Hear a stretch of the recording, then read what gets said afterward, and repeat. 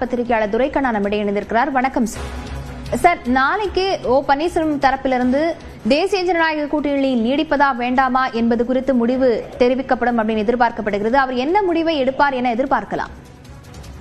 மரியாதைக்குரிய திரு ஓபிஎஸ் அவர்களை பொறுத்தளவுல அவர் எப்பவுமே நம்பிக்கை விசுவாசம் என்ற அடிப்படையில தான் பயணிப்பாரு. அரசியல்ல அவருக்கு என்ற ஒரு தனித்தன்மை இருக்கிறது.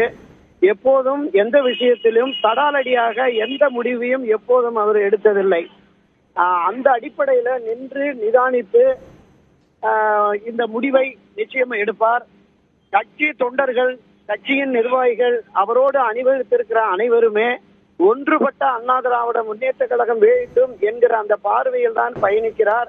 அந்த அடிப்படையில் தான் திரு ஓபிஎஸ் அவர்களுடைய முடிவும் செயல்பாடும் இருக்கும். தனி கட்சி என்பதோ அல்லது யாரோடு கூட்டணி என்பதோ எந்த விதமான முடிவை எடுப்பார் என்பது நிச்சயமா இன்னும் 1-2 நாட்களில் தெரிந்துவிடும். மத்திய அரசை நடத்துகிற பாரதிய ஜனதா கட்சியோடு அவருக்கு ஒரு மிக நெருக்கமான உறவு இருந்தது. தொடர்ந்து அவர்கள் புறக்கணிக்கிறார்கள் என்கிற நிலை வந்தபோது ஒரு மாற்று முடிவை எடுக்க வேண்டிய நிர்பந்தத்தை பாரதிய ஜனதா கட்சி ஏற்படுத்திவிட்டது. ஒன்றிணைவோம் ஒருங்கிணைவோம் என்கிற அந்த கருத்தாக்கத்திற்கு திரு எடப்பாடி பழனிசாமியும் உடன்படவில்லை. எனவே இந்த சூழலில் என்ன விதமான முடிவை எடுக்க போகிறார் என்பது ஒரு மிகப்பெரிய கேள்வியாகத்தான் இருக்கிறது சகோதரி.